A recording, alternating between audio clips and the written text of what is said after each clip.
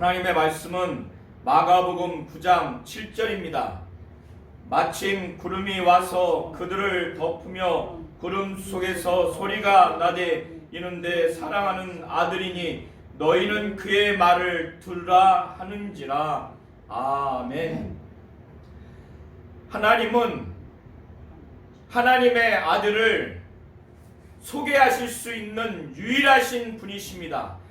하나님 아버지는 그의 아들 예수를 이 땅에 보내셨습니다.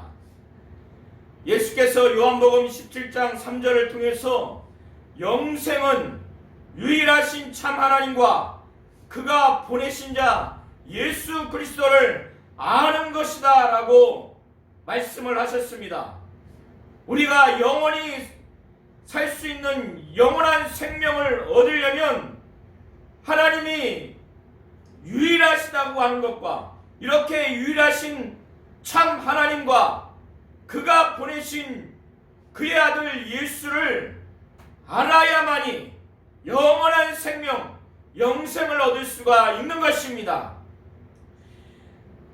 하나님과 그의 보내신 자 예수를 안다고 하는 것은 머리로만, 지식으로만 아는 것이 아니라 부부가 일평생 살아가면서 온몸으로 체험하듯이 그렇게 하나님을 알아야 한다는 것입니다. 경험적으로 알아야 한다는 것입니다. 오늘 본문을 통해서 예수가 어떤 분이고 예수에 대해서 어떻게 인간이 대해야 하는지 하나님 아버지께서 직접 계시의 말씀을 하셨습니다.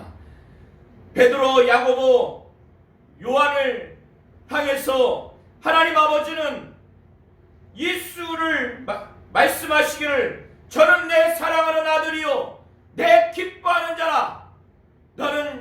너희들은 저의 말을 들으라. 이렇게 말씀을 하셨습니다.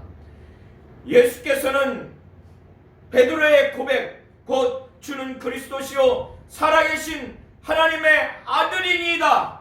이 고백을 간접적으로 받아들이시면서 자신이 그리스도이고 또 그리스도로서 어떠한 사역을 할지에 대해서 제자들에게 말씀하셨습니다. 곧 자신이 대제사장들과 장로들, 유대 지도자들에게 심한 고난을 당하시고 많은 고난을 당하시고 버림받아서 십자가에 못 박혀 피 흘려 죽으신 후에 부활하실 것에 대해서 그리스도가 어떻게 고난 당하시고 영광의 부활에 이를 것에 대해서 제자들에게 말씀을 하셨는데 제자들은 그것을 믿지 못했습니다.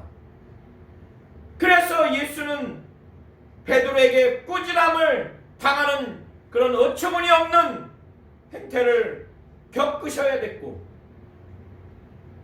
이런 제자들을 향해서 자신과 자신이 전하는 이 복음, 자신의 말을 어떻게 대해야 하며 살아가는지에 따라서 행한 대로 심판받을 것이라고, 만일 이 땅에서 자기와 자기의 말을 부끄러워하면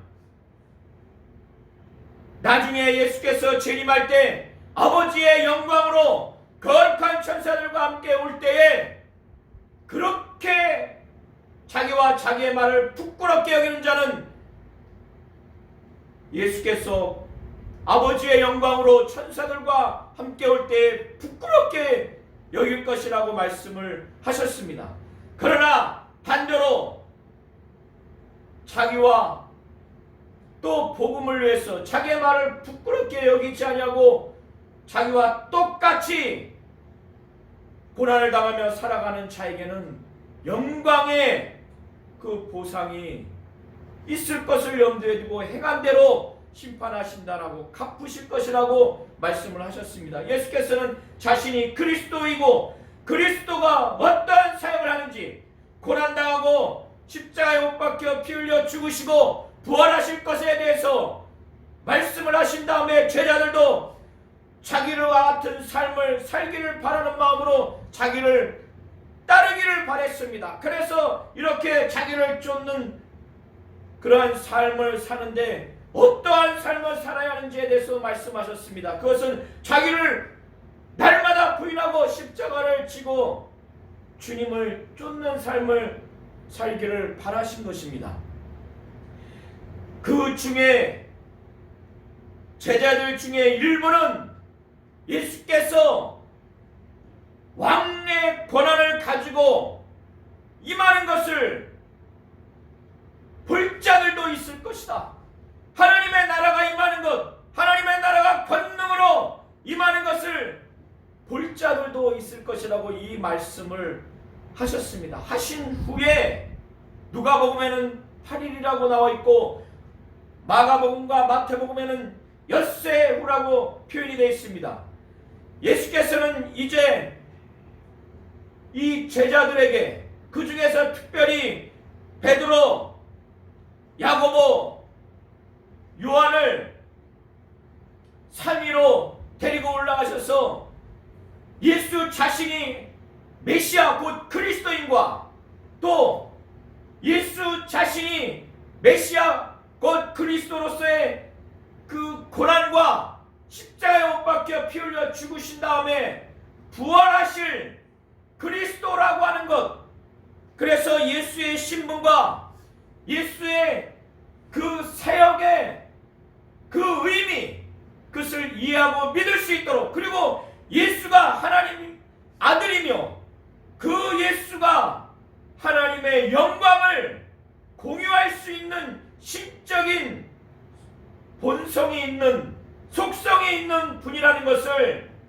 이 제자들에게, 이 이후에 주님을 쫓아가는 삶을 살아야 할 제자들에게 그것을 보여주고 체험케 해주기 위해서 예수께서는 베드로, 야고보, 요한 세 제자만 높은 산으로 데리고 가려고 했습니다.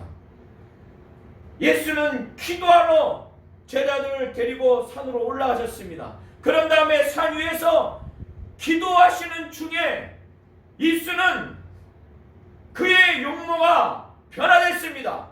하나님의 영광으로 제자들에게 보여주시기 위해서 변화된 것입니다. 그래서 예수의 얼굴이 해와 같이 빛났다고 마태는 기록하고 있습니다. 그 옷이 빛과 같이 빛나서 얼마나 휘어졌냐면 막 광채가 났습니다. 옷이 얼마나 휘어져서 광채가 났던지 이 세상에서 세탁을 하는 자가 아무리 빨아도 그렇게 희게 할 수 없다는 것입니다. 이 의미는 이 세상의 영광이 아니라 하나님의 영광으로 변화된 모습을 그렇게 묘사를 하고 있는 것입니다. 그런데 베드로, 야고보, 요한은 잠에 깊이 든 상태에서 아마도 기도하는 중에 잠이 들었던지 잠에 드는 상태에서 이제 깨어났습니다. 깨어나서 보니까 예수 외에 두 사람이 보인 겁니다. 모세가 엘리야와 함께 예수 앞에 나타난 겁니다. 그리고 예수와 이 두 사람이 대화를 하는 것을 이들이 보게 되고 듣게 된 것입니다. 영광 중에 모세와 엘리야가 나타났는데 이 제자들은 예수의 영광을 보게 된 것입니다. 예수와 모세와 엘리야가 대화하는 내용이 어떠한 내용인지 성경은 기록하고 있는데 바로 모세와 엘리야가 예수가 예루살렘에서 별세할 것, 고난당하시고 죽으실 것에 대해서 말씀을 나누고 있었습니다.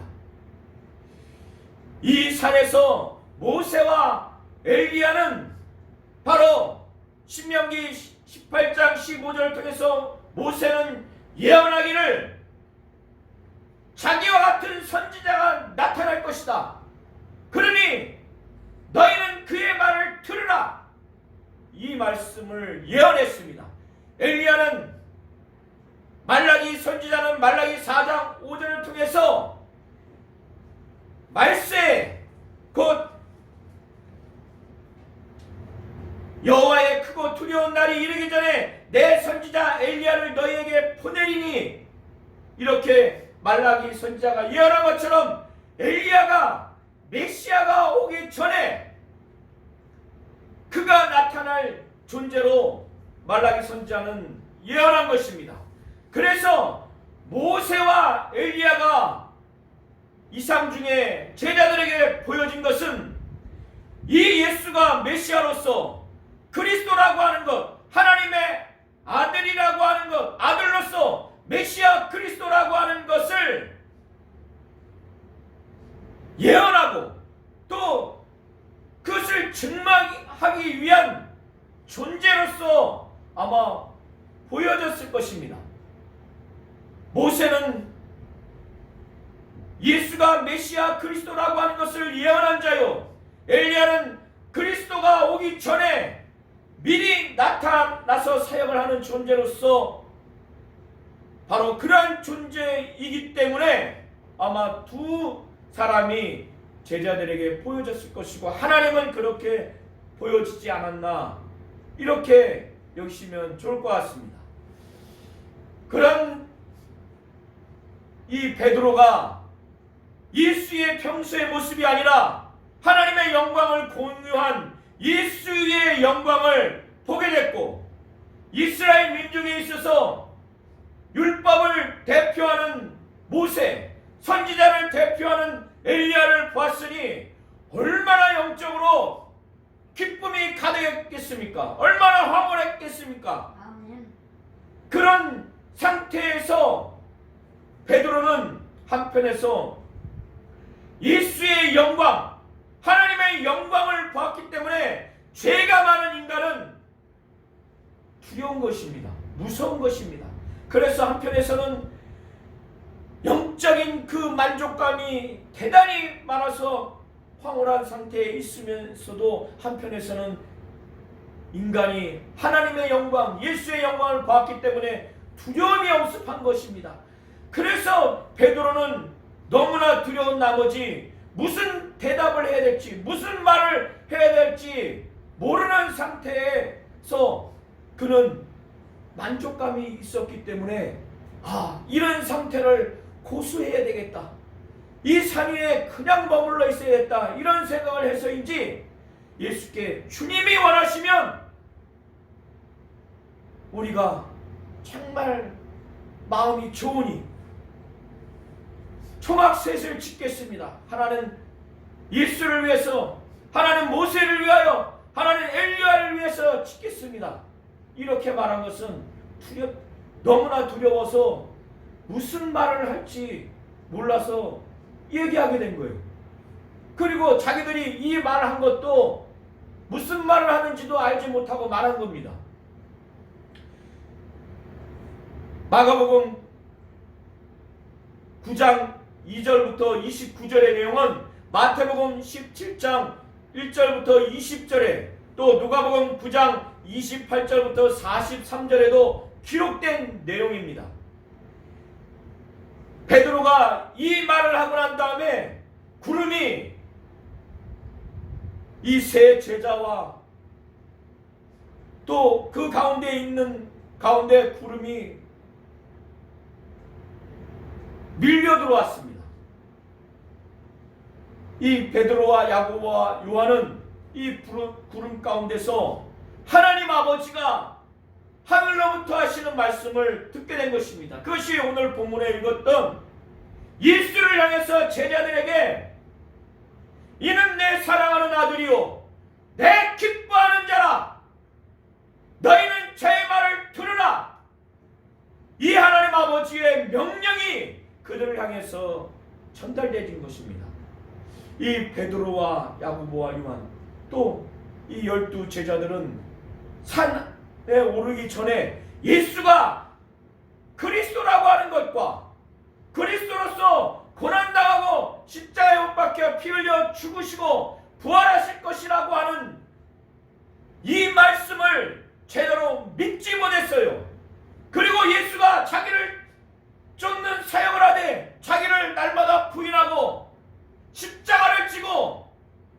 제자로서 어떻게 살아가야 하는지, 그리고 나중에 아버지의 영광으로 거룩한 천사들과 함께 올 때 행한대로 심판을 하리라, 행한대로 갚으리라는 예수의 말씀을 제대로 믿고 이해하고 다짐하지 않았어요. 그렇기 때문에 하나님 아버지는 그거를 책망하시는 겁니다.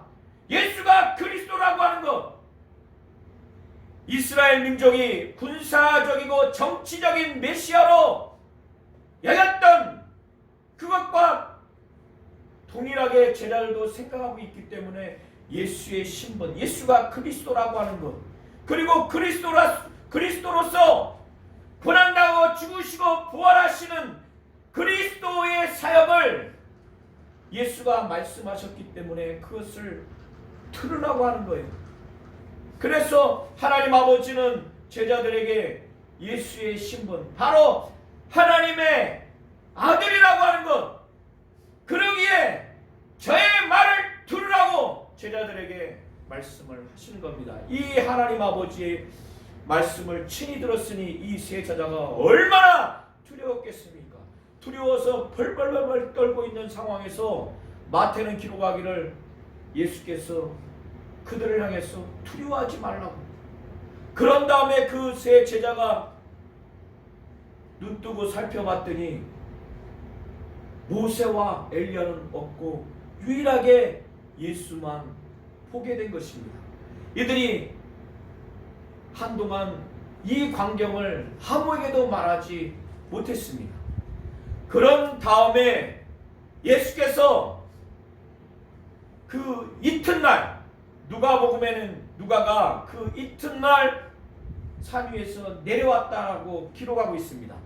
예수는 세 제자와 산 정상에서 내려오는 중에 산 위에서 본 것을 예수가 죽으시고 부활하시기 전에는 아무에게도 말하지 마라, 나머지 9 제자들에게도 말하지 말라고 신신당부합니다. 아주 경고합니다. 엄중하게. 왜 그렇게 했을까요? 제자들을 포함해서 유대인들은 메시아가, 그리스도가 로마 제국의 지배를 받아서 이 식민 통치에서 군사적으로 정치적으로 해방시키는 군사적인 정치적인 메시아 그리스도로 생각했기 때문에 이 제자들도 그렇게 알고 있기 때문에 절하는 자도 오해를 하고 있고 듣는 일반 유대인들도 오해하고 있기 때문에 제대로 예수가 그리스도요, 그리스도의 그 사역을 이해할 수 없기 때문에 아마 그렇게 하셨을 것입니다. 산 밑에서 내려오는 와중에 이것을 들은 제자들이 이 예수의 말씀을 신중에 갖고 있다가 자기들끼리 논의하는 거예요. 죽은 자 가운데서 다시 살아나는 것, 부활이 무슨 의미인지. 일반 유대인들은 인류의 종말이 오게 되면 모두가 다 부활할 것이라고 하는 그 믿음은 있습니다. 사두개인들은 부활을 믿지 않지만은 바리새인들은 부활을 믿습니다. 그런데 마지막 날이 아니라 예수가 그의 생전에 죽으시고 부활하실 것이라고, 다시 살 것이라는 이 말씀을 들으니까 제자들이 그것을 이해를 못하는 겁니다. 그래서 예수께 묻는 거예요. 제자들이 유대의 율법학자 서기관들을 통해서 들었던 내용은 메시아 곧 그리스도가 오기 전에 먼저 엘리야가 먼저 나타나야 한다는 것을 그들이 가르친 내용을 들었어요. 그래서 제자들은 예수가 메시아 그리스도라고 하는 것은 믿는데, 그러면 자기들이 전해 들은 바에 의하면, 서기관들이 가르치는 내용에 의하면, 그러면 그에 앞서서 엘리야가 먼저 와야 될 것인데, 유대인들도 자기들도 엘리야가 왔다라고 하는 그 증거는 없어요. 그런데 이 세 제자는 산 위에서 엘리야를 이 삶 중에 봤단 말이에요. 그러니까 혼동이 생긴 겁니다. 그래서 예수께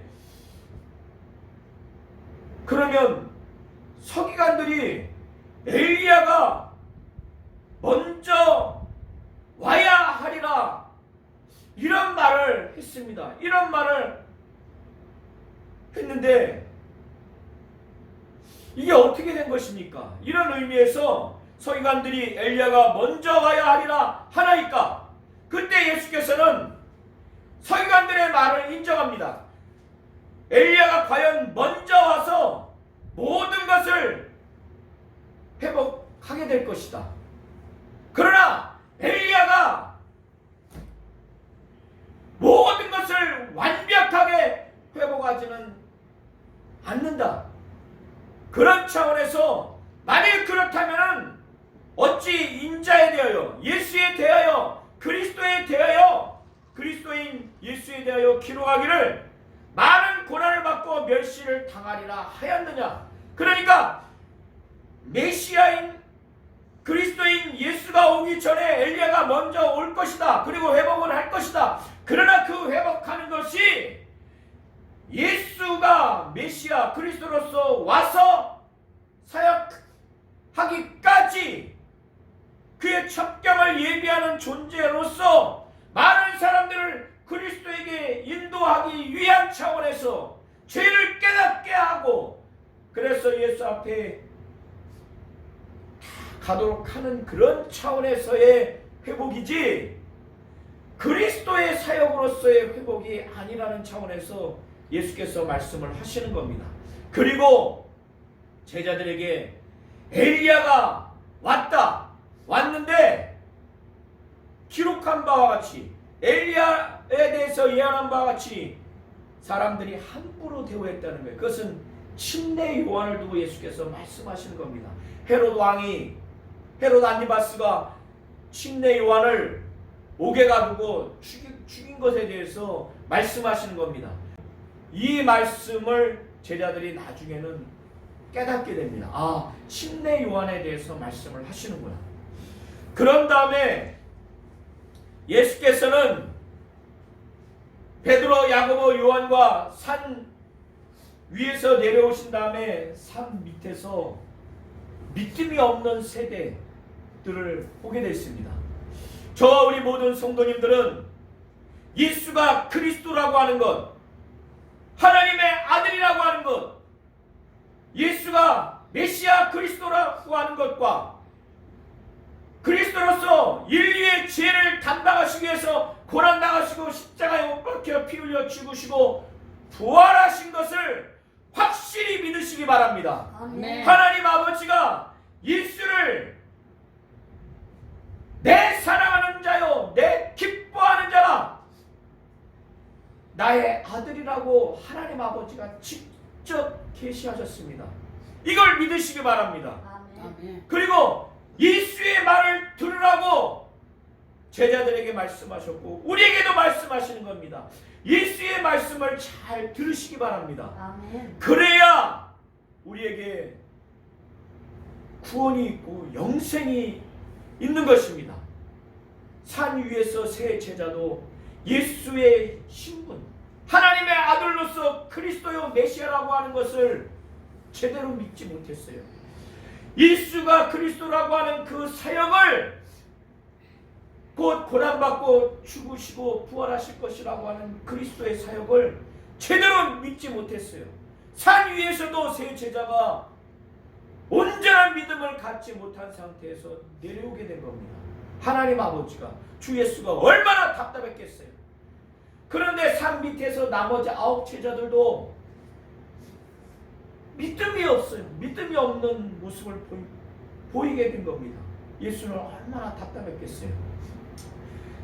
산 밑에서 외아들을 둔 한 아버지가 있었어요. 이 외아들은 어려서부터 간질병에 걸렸어요. 간질병을 앓게 하는 귀신이 들린 겁니다. 그래서 귀가 들리지 않고 말을 못해요. 귀 귀를 듣지 못하고 말을 하지 못하는 귀신이 그 안에 들어갔기 때문에 그렇게 된 거예요. 그런데 이 귀신이 이 아들을 잡으면 막 꼬꾸라뜨려요. 그럼 막 소리를 지르게 해요. 그리고 막 거품을 흘리게 합니다. 그리고 땅바닥에 막 꼬꾸라지게 해서 떼굴떼굴 구르게 해요. 그리고 이를 막 바닥바닥 갈게 해요. 그리고 온몸이 막 파리해요. 파리하다고 하는 건 막 온몸이 마비 증세가 나타나는 거예요. 그리고 이 귀신이 이 아들을 막 불에도 던지고 물에도 막 던져요. 그것도 여러 번 죽이려고. 이 간질병을 갖고 있는 이 귀신. 그래서 이 아들에게 그렇게 나타나는 거예요. 그러니 이 아버지는 어려서부터 외아들이 이렇게 됐으니 아버지 입장에서 얼마나 고통스럽겠어요. 얼마나 괴롭겠어요. 자기가 24시간 돌봐주지 않으면 불에 던지고 물에 던져서 죽이려고 하고 이를 바닥바닥 가게 하고 거품을 흘리게 하고 고래고래 소리 지르게 하고 온몸이 사지가 마비되게 한 다음에 매우 상하게 한 다음에 귀신이 나간다는 거예요. 그러니까 이 아버지가 산 밑에 있는 9 제자들에게 데리고 왔어요. 귀신 좀 쫓아달라고. 그런데 귀신을 못 쫓았어요. 그러니까 예수 믿지 않는 바리새인들, 율법학자들이 제자들에게 능력도 없다고 너희들 스승 예수가 허상이다. 예수의 그 신분과 사역, 제자들의 그 예수를 믿는 믿음, 그들의 사역을 비난했겠죠. 자세한 내용은 모르겠지만 제자들과 예수 그 서기관들, 율법학자들이 막 다투고 있었어요. 싸우고 있었어요. 변론하고 있었습니다. 예수께서는 베드로, 야고보, 요한과 산 위에서 내려오면서 이 제자들과 서기관들이 변론하고 있고 그 주위에 많은 사람들이 둘러싸인 것을 보게 된 거예요. 이런 와중에서 나머지 사람들이 예수를 보자마자 놀란 겁니다. 그리고 나니까 많은 무리들이 예수께 달려가서 인사한 거예요. 문안 인사를 드린 겁니다. 아, 오셨습니까? 그때 그 무리들에게 저 바리새인들과 서기관들과 변론하는 게 다투고 있는 게 뭐 때문에 다투고 있느냐? 그때 이 아이의 아버지가 예수 앞에 탈포당 무릎 꿇고 막 큰 소리로 예수께 호소하는 거예요. 주여! 내 아들을 불쌍히 여겨주옵소서. 주여! 내 아들을 좀 돌봐주세요. 내 아들은 외아들입니다. 저가 심히 간질병이 걸려서 간질이 심합니다. 심해서 불에도 넘어지고 물에도 넘어집니다.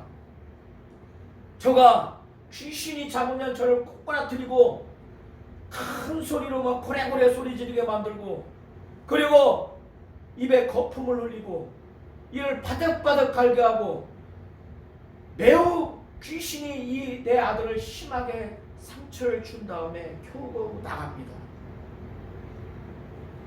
이 아버지가 얼마나 그런데 당신의 제자들, 주의 제자들, 선생님의 제자에게 데리고 왔는데 귀신 좀 쫓아달라고. 근데 능히 쫓지 못했습니다. 이 얘기를 들으니 예수가 얼마나 답답했겠어요. 얼마나 화가 났겠어요. 그러니까 서기관들은 예수 안 믿으니까 믿음이 없는 사람들이고 또 9 제자들은 귀신을 능히 쫓지 못해서 믿음이 아주 작고 이 아버지도 믿음이 없고 그러니까 9 제자들을 핵심으로 두고 이 믿음이 없는 세대를 보고 너무너무 답답한 거예요. 화가 난 거예요. 그래서 말씀하시기를 이 믿음이 없고 이 패락한 세대요. 내가 얼마나 너희와 함께 있고 얼마나 내가 참아야 되겠느냐. 믿음이 없어서 귀신을 능히 쫓지 못하는 이 믿음이 없는 세대를 향해서 책망하시는 겁니다. 그리고 난 다음에 내 아들을 데리고 와라. 이 아들은 이미 예수 앞에 데리고 왔어요. 그래서 그 아들을 데리고 오니까 그 안에 있는 귀신이 예수를 알아봐요. 야고보서 2장 19절 17절 이하에도 귀신이 하나님의 한 분인 줄 믿고 떤다고 그러죠. 그래서 그 안에 있는 귀신이 예수를 보고 예수가 어떤 분인가 아는 거예요. 하나님의 아들 그리스도라는 거 아는 거예요. 그러니까 보자마자 막 평소에 그 아이에게 했던 것보다 더 심하게 막 부들부들 떨게 해요. 막 경련을 일으킵니다. 그리고 예수 앞에 막 꼬꾸라져요. 막 꼬꾸라져. 막 거품을 흘리고. 그러니까 예수가 볼 때 참담하죠. 이 아이를. 왜 아버지한테 물어요. 언제부터 이렇게 됐느냐. 어려서부터 이렇게 됐습니다. 이 귀신이 이 내 아들을 죽이려고 막 불에 던져서 불태워 죽이려고 물에 막 던져서 물에 빠져서 익사해서 죽이려고 그렇게 합니다. 그러니까 아버지 입장에서 제자들한테 데리고 왔는데 못 쫓았으니까 그 믿음이 약해졌겠죠. 없어졌습니다. 그러니까 아버지의 다급한 심정만 있는 거예요.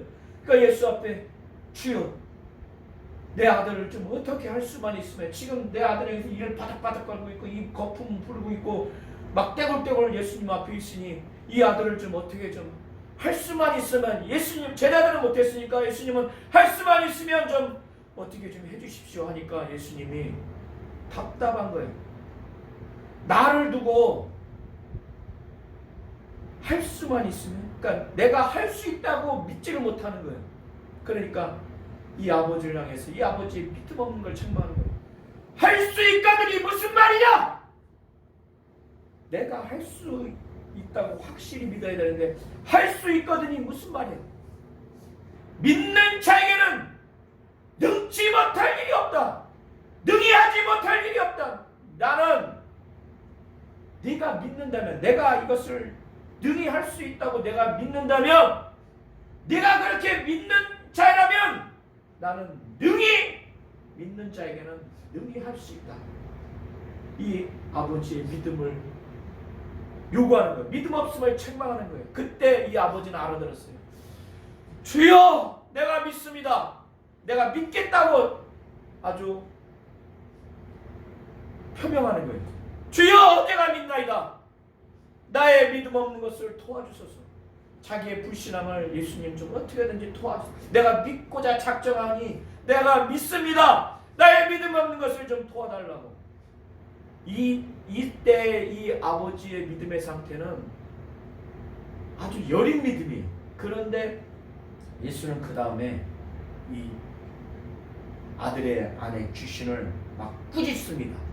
그 귀신을 뭐라고 호명하느냐 잘 들으시기 바랍니다.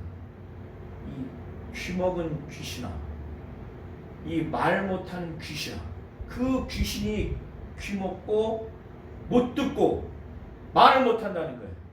귀신아, 이 아이에서 나오고 다시는 들어오지 말라고 막 꾸짖었어요. 그러니까 귀신이 나가니까 이 아이가 얼마나 거품을 흘리게 하고 막 경련을 힘들게 했겠으니까 마치 귀신이 나가니까 귀신은 나오고 싶지 않은데 예수가 하나님이고 하나님의 아들이기 때문에 그 나가고 싶지 않은데 억지로 나가게 된 거예요. 나오고 싶지 않은데 막 부적고 떨려서 반강제적으로. 왜? 하나님이고 하나님의 아들이고 능력이기 때문에 그 앞에서는 나갈 수밖에 없어요. 사람이 파리를 쫓으면 아무리 커도 나가는 듯이 그런 겁니다. 그러니까 아이가 힘이 쭉쭉 빠져서 다른 사람이 볼 때 야 이거 죽었다고 생각한 거예요. 그런데 예수가 손을 쫙 붙잡아서 일으킵니다. 그런 다음에 아버지한테 돌려보내요.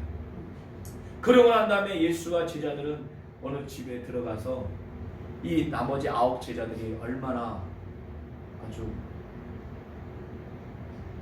예수를 볼 면목이 없지 않겠어요. 예수님, 우리는 어떻게 해서 능히 귀신을 못 쫓았습니까? 그때 마태복음과 누가복음을 또 마가복음을 종합적으로 보시면 너의 믿음이 작은 영혼이라. 너의 믿음이 작은 영혼이라. 너의 믿음이 겨자씨만한, 이 당시에는 겨자씨 가장 작다고 생각했어요. 이 겨자씨만큼 작은 믿음만 있다 할지라도 예수께서 이 말씀을 하신 거죠. 그리고 이런 이유는 이런 종류의 귀신은 기도 외에는 나타나지 않는다. 이 말씀을 하신 겁니다. 그래서 예수께서는 믿음이 작기 때문에, 그리고 기도하지 않았기 때문에 이렇다는 거예요. 하나님은 우리 성도님들이 다른 분이 아니라 하나님 아버지가 직접 예수에 대해서 소개하시고, 하나님 아버지가 직접 예수에 대해서 보내신 그의 아들 예수를 어떻게 소개하고, 또 그의 말씀을 어떻게 대해야 하는지에 대해서 하나님 아버지의 말씀을 잘 듣기를 원하는 겁니다. 요한복음 12장 49절과 50절을 통해서 예수께서는 말씀하시기를, 나는 내 자유로 말하지 아니한다. 나의 말할 것과 나의 이룰 것을 하나님 아버지께서 나에게 친히 명령해 주셨다는 거예요. 그래서 나는 그의 명령이 영생인 줄 알기 때문에 나는 그가 내게 말씀하신 대로 난 그걸 그대로 이룬다고 말씀하셔요. 예수의 말씀을, 예수의 이루신 것은 하나님 아버지가 직접 하신 거예요. 가감하지 않고 그대로 이루었기 때문에 하나님 아버지는 예수가 내가 보낸 자로서 그는 하나님의 아들이요, 이 하나님의 아들은 내가 사랑하는 자요, 내가 택한 자요, 내가 기뻐하는 내 아들이다. 이걸 믿고 이 아들에게 전한 나의 명령을 그가 그대로 증거하니 그의 말을 들으라고 하는 겁니다. 하나님 아버지는 예수를 보낸 자요, 예수를 소개한 자요, 예수를 통해서 아버지의 말씀을 전달할 자입니다. 하나님은 우리 성도님들이 알아주기를 원해요. 예수가 하나님의 아들이요, 하나님의 사랑하는 자요, 기뻐하는 자라는 걸 알아주기 원합니다. 그리고 그의 말을 들어주기를 원하는 겁니다. 이와 같은 자가 되시기를 예수의 이름으로 축원합니다. 아멘.